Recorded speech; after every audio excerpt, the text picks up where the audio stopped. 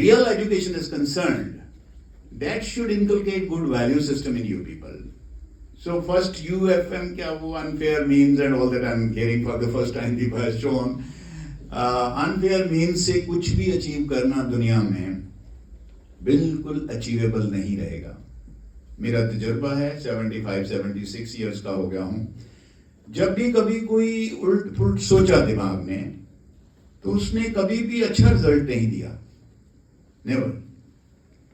हमेशा खराब ही नतीजा. कई बार ऐसे लगता है आप you can get 100 out of 100 by doing this 5 marks cheating और समथिंग लाइक दैट. लेकिन सारी उम्र आपको खेद रहेगा कि मैंने ऐसे क्यों किया. राइट. तो unfair means, Gandhi used to tell, means are more important than the result. जिस तरीके से आपने वो हासिल किया वो ज्यादा इंपॉर्टेंट है than getting through unfair means. So bear in mind, जिंदगी बहुत लंबी चौड़ी है, ये एग्जाम बहुत छोटे हैं, वेरी स्मॉल. स्ट्रेस आती है चली जाती है, आना भी चाहिए. स्ट्रेस भी दो तरह की, एक नेगेटिव स्ट्रेस है कि हम स्ट्रेस्ड हो गए और कुछ कर नहीं पा रहे हैं, न्यूरोटिक से सोची जा रहे हैं, नींद नहीं आ रही, गोलियां खा के लोग सो रहे हैं. वो स्ट्रेस है जो नेगेटिव स्ट्रेस है. That will tell upon your heart and mind. आपकी बॉडी को विनाश करेगी, आपके माइंड को विनाश करेगी और आपकी एनर्जीज को सैप कर देगी, खत्म कर देगी. दूसरी पॉजिटिव स्ट्रेस है जो आपको, जैसे एग्जाम आता है तो स्ट्रेस आनी चाहिए. अब स्ट्रेस नहीं आए तो आप तो बिल्कुल फिर आपका 40% मार्क्स रह जाएंगे अगर स्ट्रेस नहीं आए. तो एग्जाम डेज में स्ट्रेस आना चाहिए. I remember my son who was little thick skinned about stress. तो लास्ट डे 10th का एग्जाम है और वो जनाब क्रिकेट खेल रहे हैं. तो मैं गया उसको पकड़ के लाया कि तेरा कल मैथ्स का पेपर है और तू क्रिकेट खेल रहा है यार. कहता आप ऐसे क्या फिक्र कर रहे हो, don't worry about that. But I knew the result would be not that good. तो ऐसा स्ट्रेस ना होना भी खतरनाक है. तो स्ट्रेस होनी चाहिए. स्ट्रेस को लो, थोड़ा पॉजिटिवली लो, वर्क हार्डर. तभी आदमी मेहनत करता है जब थोड़ा बहुत प्रेशर होता है माइंड पे. अगर माइंड पे प्रेशर ही ना हो एग्जाम, तो फिर लगता तो है ये इवल नेसेसरी थिंग है, ये अच्छा नहीं है, एग्जाम तो होना ही चाहिए. जीसस ने कहा था, O lord don't put me to examination. Examination तो हमेशा ही मुश्किल काम है ना, डिफिकल्ट है, हर आदमी के लिए मुश्किल होता है. जब आप खुद बियर द ब्रंट जिसे कहते हैं, है ना, only the wearer know where the shoe pinches, जहां जख्म होता है इंसान को तभी पता चलता है. तो ये एग्जाम्स हैं जो आपको प्रिपेयर करते हैं आने वाले वक्त के लिए, और जरूरी भी हैं, नेसेसरी इवल हैं. इवल तो है एग्जाम देना, नर्वसनेस आएगी, टेंशन आएगी, लेकिन टेक इट इजी. जैसे मैम ने कुछ स्टेप्स दिए हैं, खाना पीना अच्छा रखो, रात को हैवी फूड नहीं लो, अगर क्योंकि रात को पढ़ना होता है. तो खाना जो है 6-6:30 बजे खा लो रात का. That will help you a lot. Breakfast morning में अच्छा करो. जो लोग बच्चे ब्रेकफास्ट नहीं करते हैं उनका दिमागी हालत खराब हो जाती है बहुत जल्दी. तो ब्रेकफास्ट जो है हेल्दी लो, अच्छा खूब खाओ ब्रेकफास्ट में. लेकिन इवनिंग का मील जो है वो 6 बजे 6:30 बजे कर लो. अगर एग्जाम देना है अच्छी तरह तो 6 बजे खाना खा लो. उसके बाद थोड़ी बहुत अपना 10-11-12 बजे तक कुछ ना कुछ स्नैक्स ले लो, कॉफी ले लो, एनीथिंग यू कैन. लेते रहो आधे-पौने घंटे, 40 मिनट तक कंसंट्रेशन रहती है, 1 घंटे तक. उसके बाद आपकी कंसंट्रेशन लैप्स करना शुरू कर जाती है. तो 1 घंटा पढ़ो और 5-10 मिनट घूम फिर लो, माँ से मिल लो, बाप से मिल लो, अपने फ्रेंड्स को बात कर लो और फिर आके बैठ जाओ. That is the way to study harder and harder, and you will never be bored with studies at all. पढ़ना सबसे बढ़िया एंटरटेनमेंट मुझे तो लगता है. टफेस्ट काइंड ऑफ बुक भी मुझे दे दो, मुझे लगता है कि अब यही जिंदगी है, बाकी सब बकवास है. तो पढ़ने से आपका दिमाग जो है वो फ्रेश रहता है, कभी आप बूढ़े नहीं होते हैं. When you keep on reading something or the other, good reading जो है करते रहो, कुछ ना कुछ 1-8 पेज डेली पढ़ो. जैसे अब गुरु ग्रंथ साहब का घर में प्रवेश होता है तो एक श्लोक जो है वो ले लेते हैं उसमें से और फिर सारा दिन उसी से गुजारा करते हैं. बहुत अच्छी बात है. इस तरह आप, जैसे मैंने कहा, स्पिरिचुअल बात, थोड़ी मेडिटेशन स्लाइटली, जैसे योगा है, डीप ब्रीदिंग है, एग्जाम के दिनों में बड़ा काम आता है. स्ट्रेस जब होती है ना तो सांस बहुत छोटा हो जाता है. स्ट्रेस का एक बहुत negative impact body and mind पे होता है, वो है कि आपका सांस छोटा हो जाता है.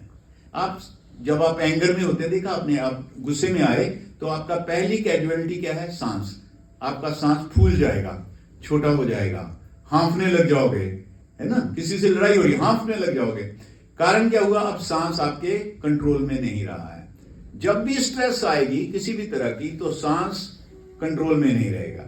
इसीलिए विद्वानों ने, पुराने ऋषियों ने ये डिवाइस कराई, जिसे डीप ब्रीदिंग एक्सरसाइजेस कहते हैं, कि आप गहराई में सांस लेना अगर आपको आ जाए तो फिर आपको स्ट्रेस नहीं आएगी।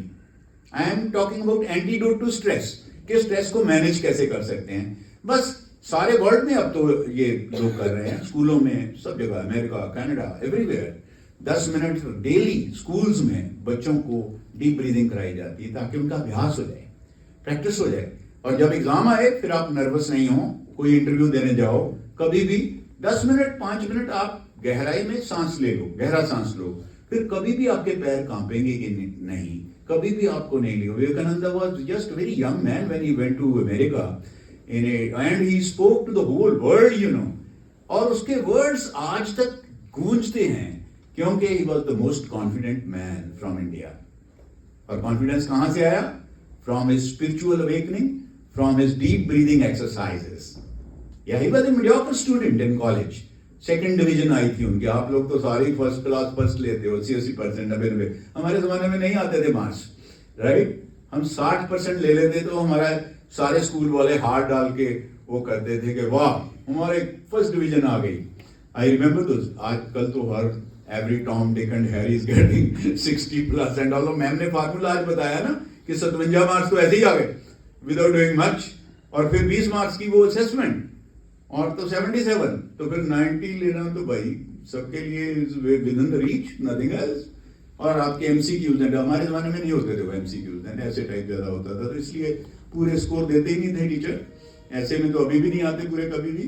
तो हम लोग जब एमए में गए तो 50% मार्क्स जो ले लेता था वो मतलब रैंकिंग में होता था, और अगर 150 सीट है तो उसमें से हार्डली 30 स्टूडेंट्स होते थे जिनके 50% मार्क्स आते थे, और जिसकी फर्स्ट डिवीजन आती थी वो तो मतलब 4 साल में एक बार कोई आदमी फर्स्ट डिवीजन लेता था अंग्रेजी की एमए में। Once in blue moon you will get first division in 60% score. तो वो डिस्टिंक्शन, मतलब वो तो समझो यूनिवर्सिटी में प्रोफेसर लगेगा ही जिसके 60% मार्क्स इन एमए आ गए। आज मैं देखता हूँ 80-80% मार्क्स एमए इंग्लिश में लेके बच्चे आ रहे हैं, आता कुछ भी नहीं, नथिंग, एप्लीकेशन लिखनी नहीं आती। Don't be like that. Scores are not important at all. हम लोग जब भी इंटरव्यू करते हैं, सर और मैं, परमवीर सर बैठे होते हैं, तो we don't look at the certificates, we look at the person, कि आपके पास क्या है, आपको क्या आता है, आपके यहाँ क्या है, व्हाट इज हियर। वो तभी आएगा जब आप day to day, every day you think that this is my last day on this earth and my do something great, you know. तो इस तरह काम करो, रोज मेहनत करो, डेली मेहनत करो, दैट्स व्हाट। और एग्जाम आ रहा है तो अब डर जाओ, जो नहीं कर पाए हो पीछे थोड़ा बहुत, उसको भूल के सोचो ये कि अब जो है बहुत कीमती वक्त है, बहुत ही वैल्यूएबल टाइम है। टाइम एंड टाइड वेट करना नहीं है, तो सुना है सबने कि वक्त और जो पानी निकल जाए वापस नहीं आता, एक बार निकल जाए तो। Seat tight on yourself, control your mind, work hard. फिर कोई दुनिया की चीज ऐसी नहीं है जो इम्पॉसिबल है। You can achieve anything and everything on this earth. You are ये unique human being. 3 trillion peoples इस वक्त ब्रीथ कर रहे हैं अर्थ पे, आप जैसा कोई भी पैदा नहीं करा खुदा ने। वंडरफुल, कमाल की वैरायटी क्रिएट करता है खुदा। हर इंसान में कोई ना कोई गुण दे के भेजा है उसने। और ये विद्वानों ने कहा है कि माइंड वन स्ट्रेच्ड, एक बार खींच लो इसको, never comes back to the same size again. So you can develop your mind magnificently, manifold ways. Stretch your brains as much as, कहीं प्रेशर से कुछ नहीं होता, nothing to worry about that। अगर आपको ये कला आ गई, how to make a balance, this is what ma'am was saying, तो फिर आप दुनिया में आपको कोई हरा नहीं पाएगा जिंदगी में।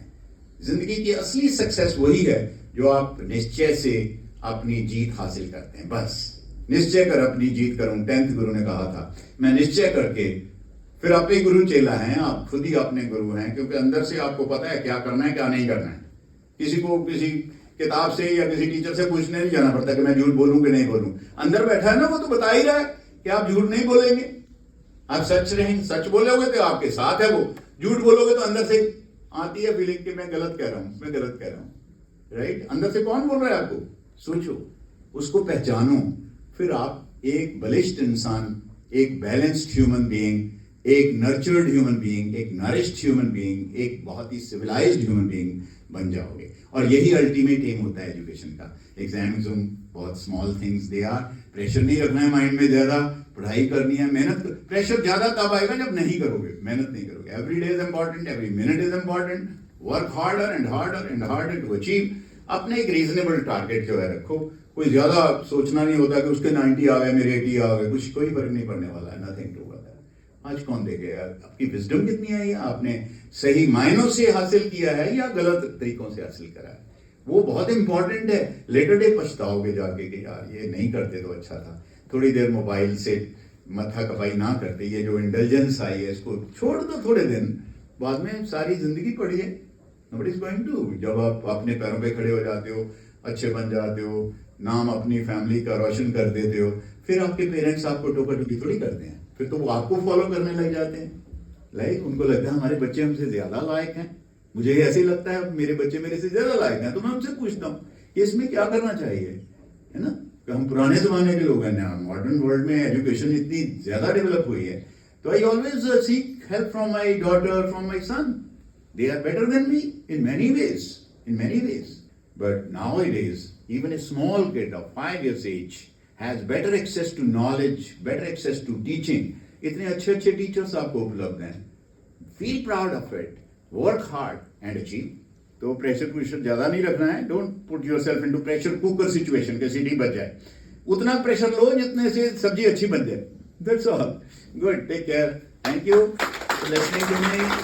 I wish you all grand success in life, grand success in 10th standard, and grand success to the people of 9th standard who are giving you this farewell today. And I hope and wish and pray to Almighty that you should be successful in whatsoever you dream of. Thank you.